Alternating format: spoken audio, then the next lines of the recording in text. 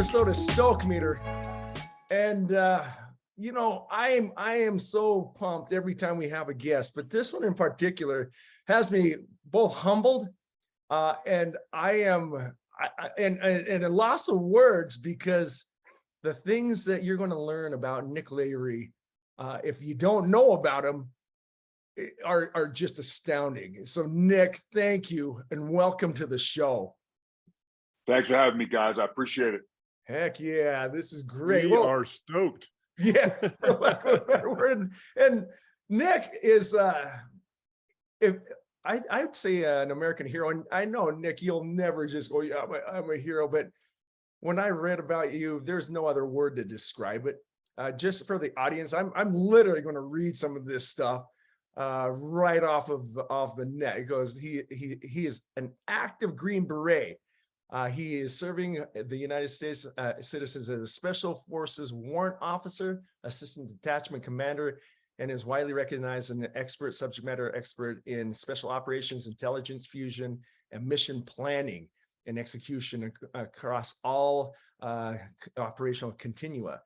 Now, what makes him freaking amazing is the fact in 2013 in Afghanistan, he came around, he came face to face with the PKM Machine Gun.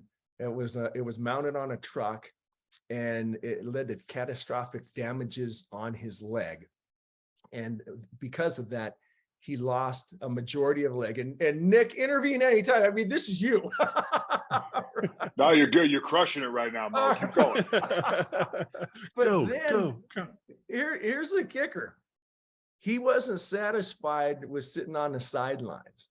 And 2 years later, he was in active duty. Back again. 2 years, Nick. That's crazy, man. 2 years. And just, if you wouldn't mind going into some of the things that were happening in that day, man, just when I say I'm at a loss of words, I am in a freaking loss of words, man. So yeah. I'm telling you, Nick, that means a lot too. You don't even understand. For Maurice to have a loss of words, that's saying a lot. Yeah, man. I mean, I'm sure we'll extract and get into some details, guys, but you know, to summarize it briefly, it was all really rooted in the level of connectivity I have with what I do and the lifestyle in which I live. And for many of us as service members, it's a calling. And, you know, I fall into that category. It's not something I knew early on. It's not something I even really knew once I got into the service. It happened as a result of being in this industry, in this profession, and falling in love with the process of earning the Green Beret every single day, and then being able to identify that my purpose in life is to be a warrior and to pledge an allegiance to a society in which I will defend at all costs. And I just put that on the upfront because the challenges that I'm sure a lot of people are envisioning right now, right? How does a one-legged guy go back to a special forces team and then go back into combat, which is a fair question. With that level of commitment and identity to this lifestyle, there literally was no other option for me other than to figure out how to do it, right? So it's not something that I was really put at a decision point, because to me, there was only one decision to make, and that was to go back to doing what I'm here on earth to do. I just had to figure out how. And certainly that came with a lot of challenges and setbacks and failures and fear and discomfort and doubt and all the things. It was a roller coaster ride for a while, but it truly a burn the boats mentality, because I see me doing what I do as necessary as it is for us as humans to breathe oxygen, to eat food.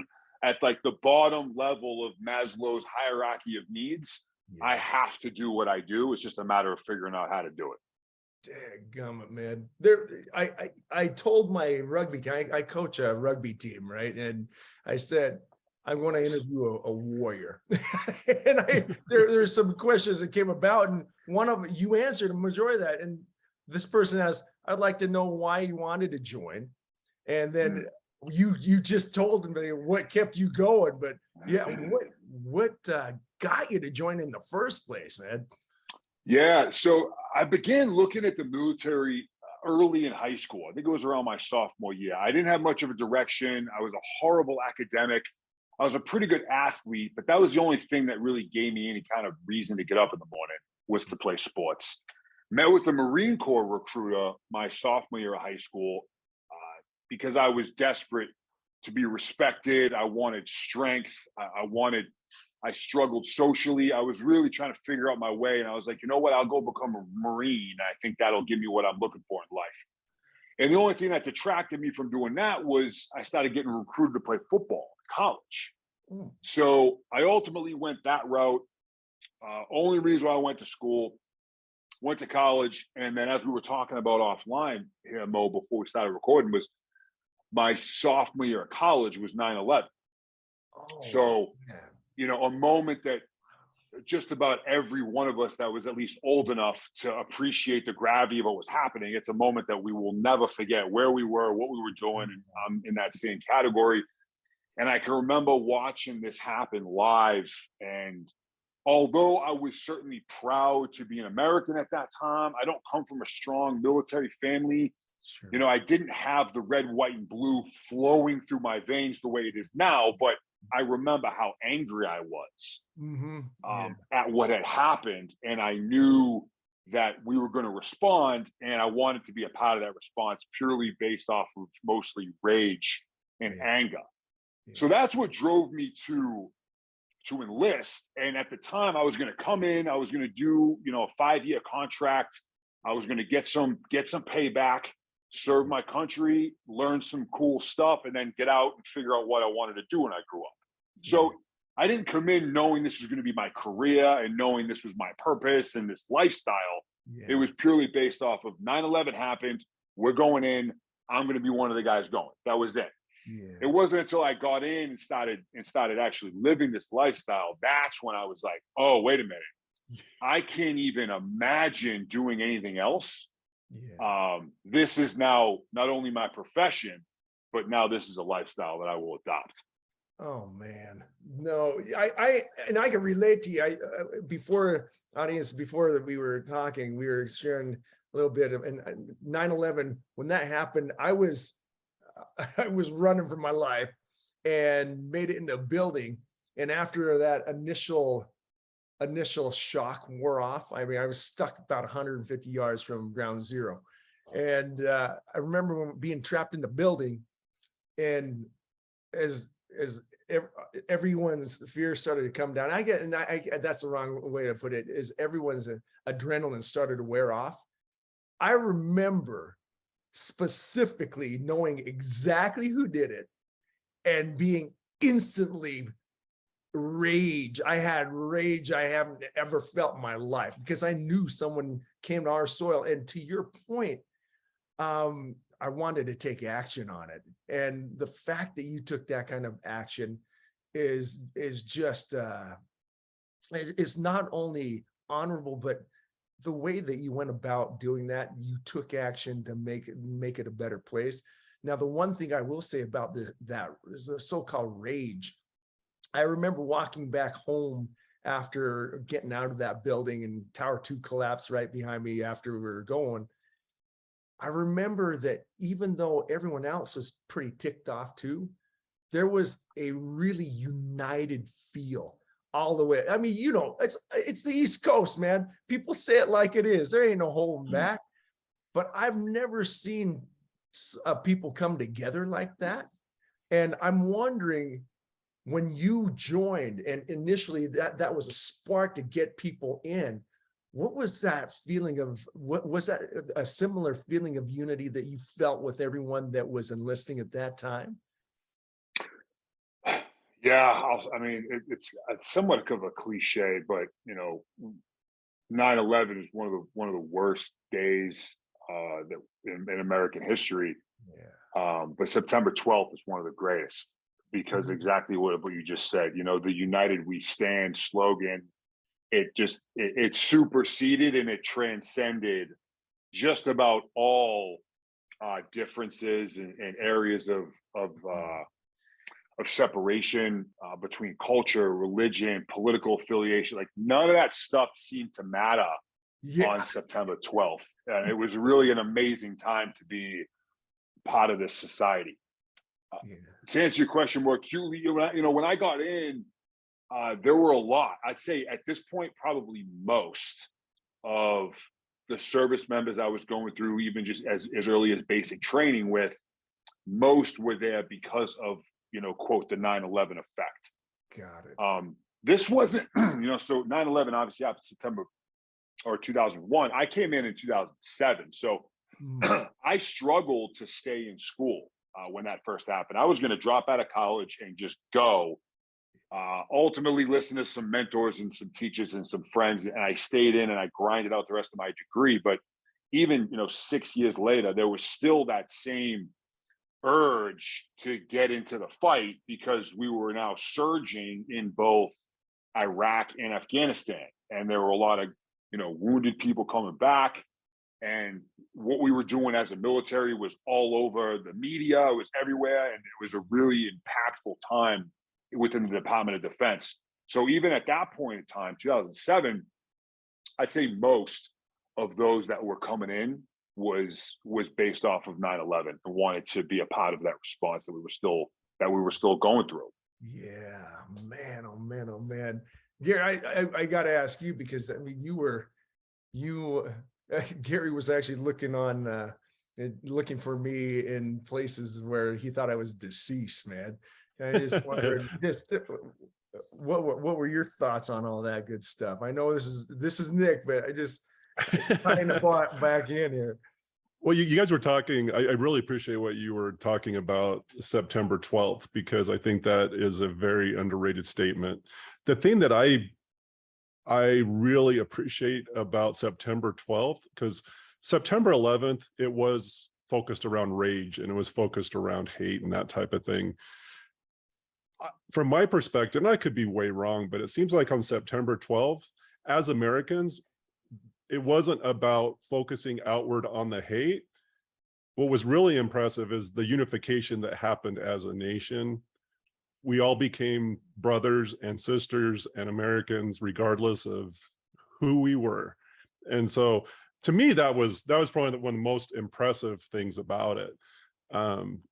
I don't know if you guys feel the same way, but it was not that the hate and rage wasn't still there, but the bigger factor, the bigger element was the cohesiveness that happened in the country was unprecedented. I've never seen anything like it, and I don't know if we ever will again, unfortunately. Yeah. But one of the things I want to talk about, Nick, is it's so cool to see how when you got in, that became your calling, that became your passion, that became who you were. And so many people go through life trying to find that. I got to ask, man, do you ever wish that maybe your passion was a professional golfer or something else? Because man, what you found is intense. I mean, I can't even imagine. So my question is what was it about the military, and specifically, going as a Green Beret and that type of stuff, is why? Like, how, what was it about it that pulled you in and locked you in for life? Yeah, it's a great question, man. And there's a lot to it. I'll hone in on, say, two or three. One, I think is somewhat obvious, certainly to those of us that work in any small team dynamic, certainly when you're in the military and within special operations. But the SF ODA, more commonly referred to as the ODA, which stands for Operational Detachment Alpha, which is a lot of words to say a team, a special forces team. The ODA is comprised of 12 individuals. And because of what we do and how we do it, we are sent into really any environment, anywhere in the world, and we are designed to be entirely self-sufficient, meaning that we do not need external support on the ground with us to facilitate what we need to do. And then furthermore, we are considered force multipliers. And that really is the mechanism or the way in which we conduct unconventional warfare. I know that there's a lot of big terminology there that most won't understand, which is okay. But the idea is you take 12 guys, you drop them off anywhere in the world, and we will find, vet, validate, train, recruit, and then bring a much larger fighting force into combat. That's hence the term force multiplier. So what we really do above all else is we are complex problem solvers. We are teachers. That's how we do what we do. So when you have a unit that's that small and every single individual has to carry an enormous load, both physically and professionally, the gravity of what we're asked to do is quite impactful. And to think that there's a way to receive that same level of satisfaction within a professional environment was just really difficult for me to even conceptualize. I'm like, there's no other industry I can go in for a job where I'm going to be put in situations like this. I mean, this is like the extreme of circumstances. So I really enjoyed being given a task with a real small crew of guys to solve a problem that almost exceeds what's practical, but yet that's why we exist. Yeah. So there was certainly that. And then I realized that working within that capacity around such elite other people, other men in my case, like my team, like these men, these warriors that I was learning so much from, even though I was 24 years old when I came in, I was like the new kid. I was like the baby. I was the puppy. And some of these senior guys that had been there, since 2001, that had been through so much stuff, and they're just downloading all this information into me, both certainly as a tactician and as a warrior in terms of combat, but really just as a man, as a human. I was consuming so much information, way too much that I could handle, but I could just see how I was developing and growing as both a warrior in combat and as a human being. And I just couldn't imagine, again, giving up on that. So even though on my first deployment into Afghanistan, I still had, I think, maybe 2 or 3 years left on my contract, I made the decision right there and that about halfway through that trip that no, this, and I actually just re-extended my contract by another 6 years. And at that point, I was pretty much all in. Yeah. That's fantastic. Amazing about what you just said there. We were just mentioning about how schoolwork was tough. I didn't like it. I was failing. And now you're in this crazy circumstance in a very hostile environment, and you're solving complex problems. It's so cool to see how you were able to apply everything that they were trying to teach in education, but then making a difference. And all of a sudden it all came to you. That's amazing. And the other thing though, that was really stood out about what you were doing over there is the formation of a code that you live by. And I came across something, as you said, living by an ethos, and this was the warrior ethos. And with everything that you faced, how did that come about? Because once I heard it, it made a ton of sense.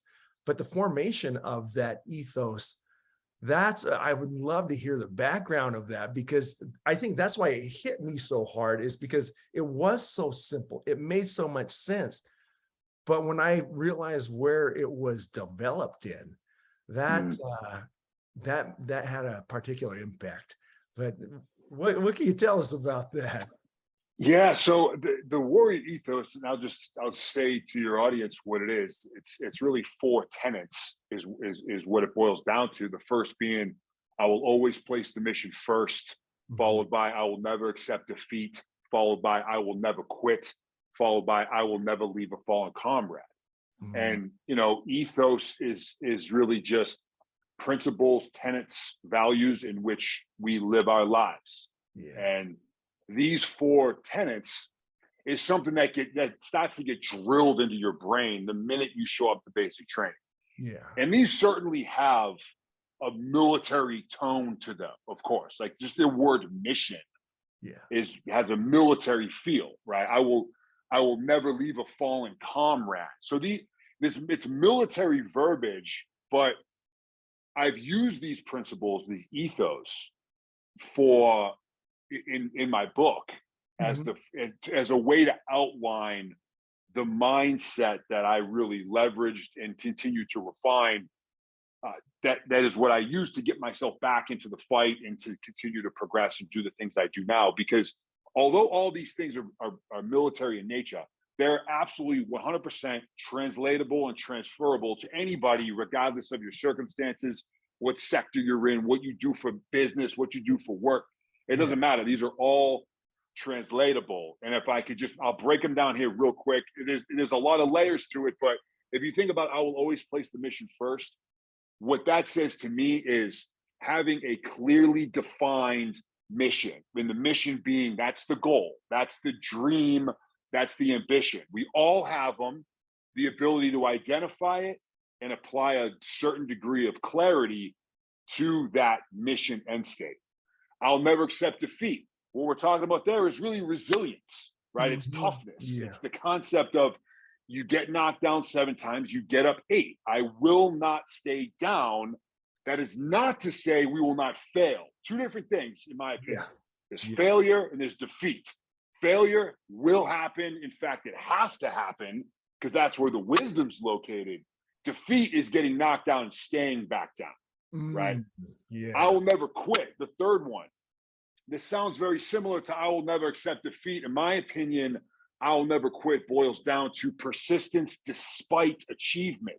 So even though we achieve a certain goal, we achieve that the precipice of that ridge line, we can't stay there. We've earned a celebration, pat yourself on the back, crack a couple beers with your buddies, have a nice dinner. You've earned that, but then quickly move to the next ridge line. Now, what are we doing? Because as far as I'm concerned, if we're not stretching, if we're not growing, we're just waiting for death. And that's no way for anyone to live. And then lastly, I will never leave a fallen comrade. As far as I'm concerned, that boils down to I will do whatever it takes by any righteous means necessary. And that, I think, is certainly something that is applicable across the sector.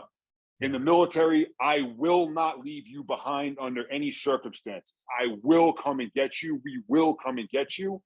We will do whatever it takes. And if you can apply these ethos and just look at it through that lens, man, some amazing things are possible. I want to get out of this chair and freaking go freaking that persistence despite achievement, that's got to be one of the most powerful statements I have ever heard right there, man. Just because we do get so complacent. And I'm thinking of organizations, for instance, that I've consulted in. They'll leave a fallen comrade for the dollar, or they'll do all those different things that are, oh my goodness. Gary, I'm sorry, I just totally no. question there, man. I was kind of the same thing. It was the cool thing about that ethos that jumped out to me as you were saying it is you kind of have, I don't know, I'll just call them bookends to kind of handle the good and the bad. I love how you say failure equals wisdom. So on the potentially negative side of stuff, you got it. You're in control. Then on the positive side, on the other end of the spectrum, you've got persistent despite achievement. And so how cool is it that you know, so many of what we consider ethos is it's all about either avoiding the bad or you know what I mean, or just it's all good. It's all good. Just keep focusing on the good. Whereas to me, your ethos is an incredibly grounding one. Yes. It's it keeps the focus where it needs to be.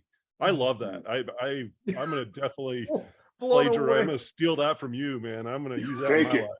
Take it and run with it, man. That was so freaking cool, man. Well, and I forgot to mention your book. objective secure, the battle tested guide to goal achievement.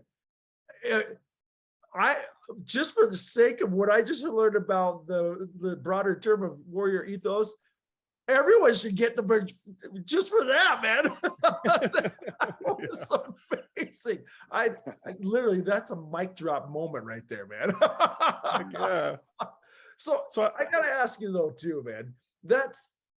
I'm putting myself in your shoes where I had lost my leg, and it's from a mentality standpoint. I can't even imagine the mindset that would take to overcome. And the fact that you not only overcame, but thrived. I watched you deadlift almost 500 pounds on the one leg, man. That was unbelievable. I saw you grappling and rolling on the mat in jiu-jitsu without the prosthetic, and you were doing just fine, man, against a pretty able opponent there. Just how do you, so this actually comes from another question that someone asked, and that was, what kind of mental block did you have to overcome to do something that most people wouldn't do? I have to thank one of the rugby players to do that too, but Good question. Yeah.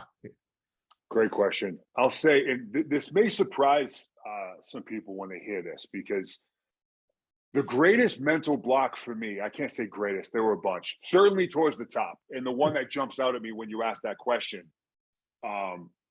most will assume it's physical in nature, right? It's like, how do you do all these physical things? How do you run? How do you climb the mountains? How do you do the jiu-jitsu stuff? But one of the greatest, possibly the greatest mental block to answer this question that I had to get past, and fortunately I was able to get past it relatively fast, was in the hospital, knowing my leg was gone and is never coming back. Yeah. That no matter how hard I trained my body physically, I would never be as physically dominant as I was with two legs. And that was difficult to accept, because I grew up an athlete. I was an athlete in college, a boxer, MMA fighter. Yeah. I got, Special Forces Green Beret. I was the ass kicker on the team. I was the physical guy. And, that's what the stuff I enjoyed doing. And that's what my team asked of me to do. So kind of, it was a win-win for everybody. And what I did in my off time was, I was in the weight room, I was on the track, I was in the fight house, I was on the range shooting guns, I was off driving really fast. It was the aggressive, type A, like more stereotypical stuff that us special operators do. Yeah. Well, it took me a minute to realize that my level of physicality would be decreased. And just the acceptance of that, when you identify as this physical specimen, and that's what I do, and that's how I do it, and that's how I provide value. Yeah. To accept that was tough, but I knew I needed to do that to be able to get past it, to then figure out, okay, how can I increase what I'm going to lose physically? Where can I increase to maintain the asset that I absolutely have to be? And it was by virtue of that led me down to some of these other areas within being in the Army Special Forces that are the much less sexier stuff, kind of the softer sides of our business, the softer skill sets and requirements that most don't think about and most really don't want to do. But these things are absolutely necessary for us to go do the cool guy stuff, right? Like, you want to kick down the door and shoot the bad guy in the face. Well, great. We need people to do that. But in order for that to happen, a lot of other things also have to happen. Right. And these were things I wanted nothing to do with, because, again, I was the ground and pound knuckle dragger type. Yeah. Well, I just, through pure sheer discipline and faith, right? Faith being a firm belief in something for which there is no proof. I believed that if I invested myself into these other areas, that would make up the difference in what I would lose physically to remain as an overall asset. Right. So a little more context to the question, but that was a massive mental hurdle I had to get through. Yeah. And I don't look at it so much as I had to redefine myself. I just had to modify my perception of how I provide value. Oh my goodness. This just, it goes along with, have you ever, and I'll return to a name that you might have heard of, Pam Zembic. Have you ever heard of Pam Zembic? I have. Yeah. Pam was talking on the show and she was talking about identity reconstruction, man. And how after she lost her husband, it was, I was a top salesperson. I was all these different things, and all of a sudden it wiped out. And she had to understand where she added value, and that reconstruction.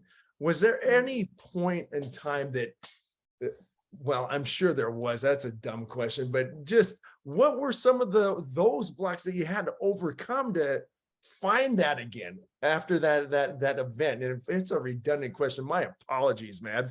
But yeah, does that make any sense?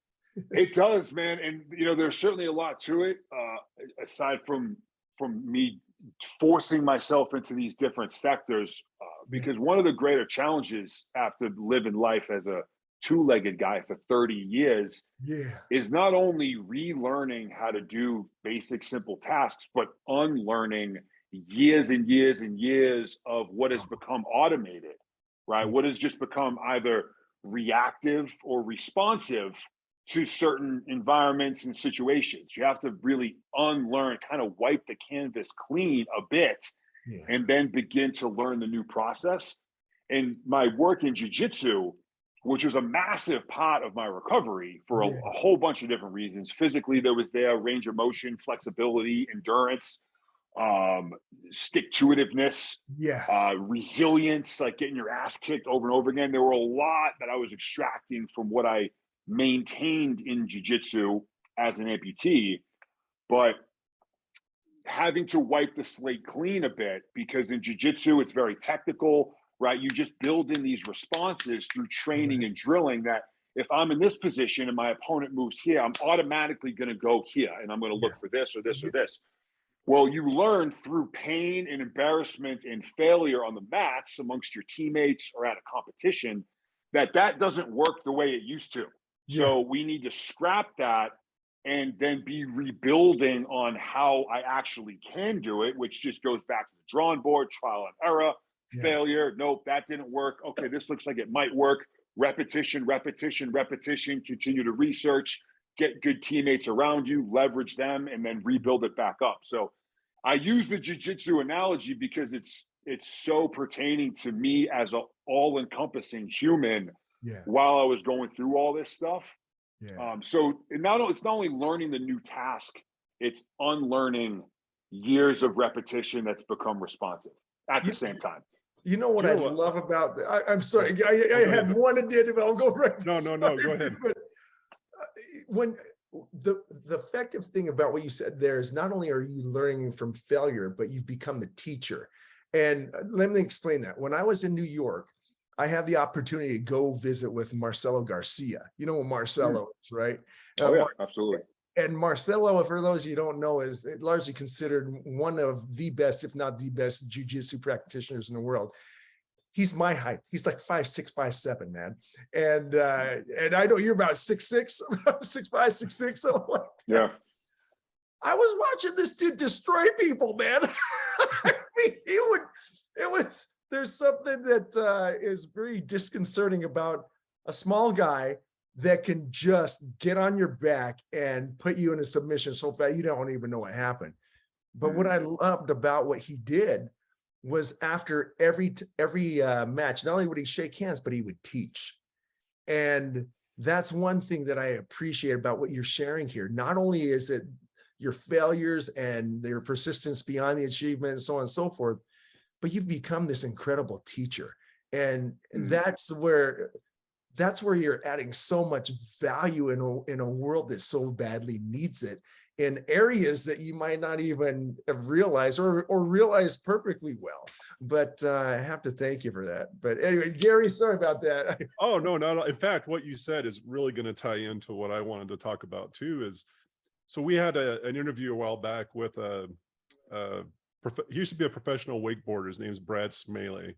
And he had a wakeboarding accident where he became a quadriplegic. And that was, I can't remember how long ago was that. It had to be like a decade ago. Yeah, it was about a decade 2009, ago, something like that. And then, so we knew him back then, and then we met up with him again for an interview, you know, like a year ago. And one of the things he said really kind of hit me, and it ties into your story as well. He said, as I've gotten older, all these professional wakeboarders are now, you know, they come to me and they say, man, I'm getting older and I can't do what I used to do. And I'm, you know, what I used to be able to, you know, stay up till 2:30 in the morning and party, and then I recover the next day and I'm off. Now it takes me a week to recover. You know, I mean, so, but he made a point that he goes, I went through that in a day. He goes, I went through that where I had to change who I was in a day. And now they're just basically catching up. And so your story reminds me of that, because it would have come a time where you could not do what you do at the level you do it due to, even if it's just age. There would have come a time where, you know, in your 60s or whatever it might be, you're not going to be at the same level. Your physicality is going to be reduced no matter what. You just had an incident where that happened in a day. And so what's cool about that, and this is where it ties into what Maurice is talking about, is I imagine that you are going to have a huge impact on your teammates in the future as their physicality, as they're not able to do what they do at the same level. And that's hard when your whole identity is wrapped around your physicality. And so I don't know if you've seen that already. Do you mind talking about that? I have. Yeah, no, it's great. And I want to just preface this by saying, you know, when I got back from my 2015 trip over to Afghanistan, which was my first as a one-legged guy, there was a lot of visibility on us when we were on the deployment, a lot, because this was unprecedented for us as an organization to take an above-the-knee amputee and put them back into that environment. So there was a lot of almost expectation for something to go wrong for them to then rip me off the team and be like, okay, man, we gave it a shot, but like this isn't going to work. Yeah. We were wildly successful, so that didn't happen. And when I came back home, I really got thrusted into the limelight, so to speak, by the Army, by the special operations community. You know, our senior leaders wanted to highlight, you know, what I did, what we did as a team, what we did as an organization, what our strength and conditioning program can do for us service members. There's a lot of ways for them to leverage that positive messaging. Yeah. And I became kind of the example that was used to send some of these messages.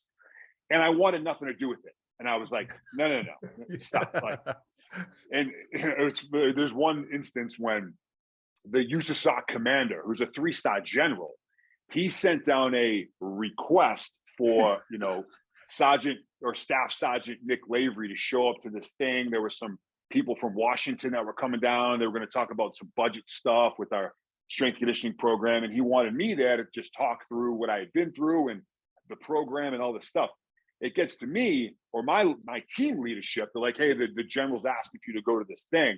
And I was like, no, I'm not going to that. Tell him no. So that made it like one level above us before I think it was our company commander was like, hey, man, when a general asks you to be somewhere, he's not really asking you to be anywhere. Like that's a polite way to say, get your ass to this place at this time and be ready to execute according to my requirements.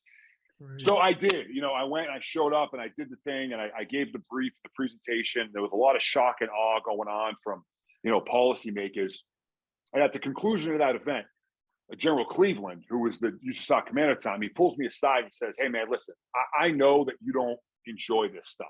I know that. You want to be treated the exact same as any other guy on a team, and that's your job, and that's your profession, and that's your focus, and that's what you want to do. I get that. I respect that. I appreciate that. However, you now have an obligation to those that are dealing with some kind of adversity, whether it's someone coming up behind you or lateral or even above you, to share your lessons learned in the way in which you and we successfully did this. It's not about you. It's not about you. It's about them. And that was now going back, you know, years, right? We're going back like almost 10 years ago, over 10 years ago. Yeah. And that was the beginning moment for me, to be able to start to see it through that lens. Yeah. And it was still a very gradual progression, where I struggled with this, quiet professional mentality, which is part of our organization. You're not a person that talks about it. You're a person that does it. Like, don't talk about it, be about it. So I really struggled with that. And it took me years to be able to see the difference between a quiet professional and a silent professional. And I now know, where my integrity is and my reasons behind doing it and my intent. So, and I only bring this up because it's still a struggle for me to even just do what we're doing here now, like being in the public as a public figure, as someone that's opening myself up and being vulnerable, and being subject to that criticism. It's really difficult when you live this lifestyle and you believe in this lifestyle.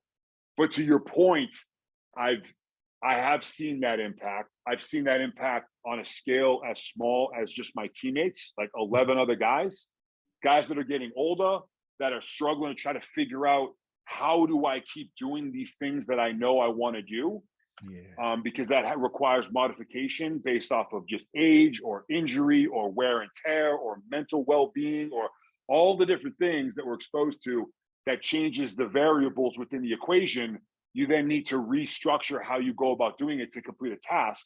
I've seen that effect on the team.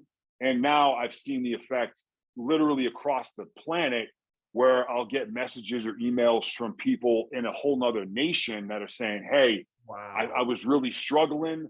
I saw your thing. I'm doing much better. And so like the scale, thanks to technology and social platforms and stuff, is quite amazing. But for me to be able to look at what I do as an advisor and a teacher is very much in line with what I do day to day in uniform. So really it's the same job. It's the same responsibility that I've taken on. It's just done through, some different mechanisms. Man, it's, Nick, every word that comes out of your mouth could be a book, man. It really can be just so amazing. Well, and we've talked about a lot of the things that you learned along the way, but I'm wondering too, you have so many cool things that have come about. We talked about jujitsu a little bit, and you said, it says that you know multiple languages too, right? Just how, first of all, what languages, but more importantly, what have you learned about people as you've learned about those different languages? Oh, wow. That's an amazing question. So I would say I have, at this point, a very minimal understanding of Russian. That was the first foreign language that I learned in the Special Forces qualification course. And then from there, I transitioned and I began learning Dari, which is one of the prominent languages spoken in Afghanistan. Yeah. And then I also picked up a little bit of Pashto, which is also spoken in Afghanistan. And now my focus is Persian Farsi, which is predominantly spoken out of Iran, but has spread throughout the rest of the region. I would say I have a working knowledge of these languages. I'm by no means fluent. When it comes time where I may need to use it, I have to get back into the books and pull up all my materials and kind of refreshen things up. What I've learned about people, man, we could talk on hours on this. I will just say that regardless of the region or the culture or what side you may be on, and a lot of times we look at, good versus evil, and I do believe that exists, but that's left up to interpretation of the individual at that time and within context. I think most people out there are striving to live a both successful and happy life, and that has a different specific definition from person to person. But as I've moved throughout the country and throughout the world in different continents to do what I do, that seems to be what I take away most. When we go into a really hot location and there's a lot of enemy activity happening, and even my feeling towards my adversary at that time, like this was business, man. Like I spent years duking it out with the Taliban, under all kinds of different circumstances. And at no point, even then, maybe in my early years, but once I began playing this game, it was like, this isn't personal. You know, you have a belief and you're doing what you think you need to do. I have a belief, I'm doing what I think I need to do. And we're going to figure out who's better on this day. And like, that's it. So really no emotional anger towards even my opponents. It was just, Oh, wow. we're both here to conduct business and like, let's see who has the better day today. But then I think more to your point, I mean, people are people, but just your average civilian population that's oftentimes kind of trapped in between all this stuff that's happening, you know, just people looking to live a life of happiness and success and raise their families and pass on knowledge and set their kids up for success better than they had it. Really not much different than you see over here or in places like Europe. The conditions are different. And I'll tell you, lastly, I'll say this, the level of perspective that I've gained on human beings in different cultures is, I mean, it's a weapon. If you can see it and you can then weaponize generosity because of that perspective, it's unbelievable, right? I was in Somalia and in Kenya and in Ethiopia back in 2016, and we were going all over the place, just watching watching what some of these women were doing. I'm talking literally, guys. Yeah. A woman would have 3 small children strapped to her body with scarves, and she would walk 4 or 5 miles to get to the nearest fresh water source, gather 3 or 4 or 5 gallons, and then lug all of that back in harsh terrain, brutal weather, wicked wildlife, enemy activity everywhere, us bombing in and out with our giant trucks and our tattoos and our Boston accent. And they're just going through this as a normal day-to-day life. And I see that moment, and that images are burned into my head, and I'm able to weaponize that in terms of generosity when I'm sitting at the drive-thru at Dunkin' Donuts and it's taken an extra 10 minutes and I want to just lose my mind. I'm like, hold on a second. Whoa. Yeah. Like, to say that I'm experiencing a first world problem right now would be a drastic understatement. Let's all keep things in perspective, right? So one of the many gifts I've been given with what I do is that level of perspective when it comes to human dynamic and cultures. And, you know, I know how crazy it can seem here in America. And it's like, you know, dogs and cats are living together, mass hysteria. But I can say, and a lot of other people can attest and also co-sign, that we live in an absolutely amazing society and an amazing country full of opportunity. You just have to choose to see it that way when you're able to see it through that lens, as I have been able to see firsthand. That is so profound, man. I mean, I feel so small right now because I think of all the dumb things I lose my mind over on a day-to-day basis. And to your point, it is so true. We have running water, we have electricity, we have the microphones, the computer, all that stuff. And we forget so often that so many don't have it. And seeing it from your lens, and especially the intensity that you've seen the good and the bad, and that you can still extrapolate what is truly good about the world, is saying something, man. It really is. Weaponizing generosity. I know that is such a powerful statement, man. Weaponizing generosity. And just, oh, Nick, and this is what's so cool is all the videos and everything I read about you. You see this warrior, this boom, and this side that balances that out, and to see that human side of connection with people. I would have never have thought that I was going to learn something from that perspective that would impact me so deeply. I mean, I appreciate that. Yeah, Hey, man. Before we close, Mo, can I ask one last question? This is a big one for me, and I'm not sure exactly even why it's a big one for me, but we all have different perspectives. We've just been talking about perspectives. We view things through our individual lens, you know, and if I'm from Boston, I'm going to see it one way. If I'm from Europe, I'm going to see it in Russia, whatever it is. One of the terms that's that's been thrown around a lot in our conversation is warrior. And I want to know, what does that mean through the lens and the perspective of Nick? I guess to put it bluntly, a warrior is someone who will continue fighting for a cause they believe is just, no matter what. And I just came up with that off the top of my head. You know, I think warrior is certainly a term that, again, is easily to slap against service members, those in the military, law enforcement community, perhaps, athletes, you know, like taking the gridiron, like football players, like warrior. But in my opinion, warrior is a mentality. Warrior is nothing more than a mindset. It is 100% irrelevant to what you do to put food on the table. It's just a way of thinking about how you are going to prioritize tasks, prioritize goals, develop a strategy, and then be willing to execute on that, doing whatever is necessary by any righteous means necessary. And I use that last portion of the phrase quite often, by any righteous means necessary, because it's one thing to say, I'll do whatever it takes. Yeah. Well, whatever it takes could get nasty really fast. Yeah. Whatever it takes can get ugly. You can, if you're standing on the heads of your friends and stepping on people, and if you're like, that is like whatever you may think it takes. But I like to attach by whatever righteous means necessary, because to be a warrior doesn't mean you're a jerk.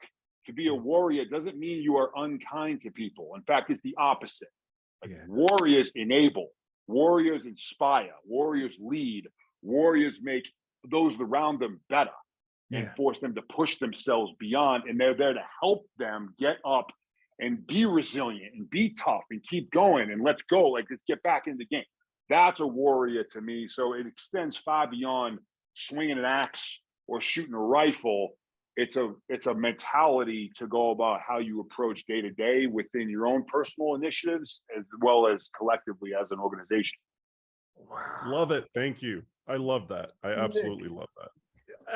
This has been amazing. I'm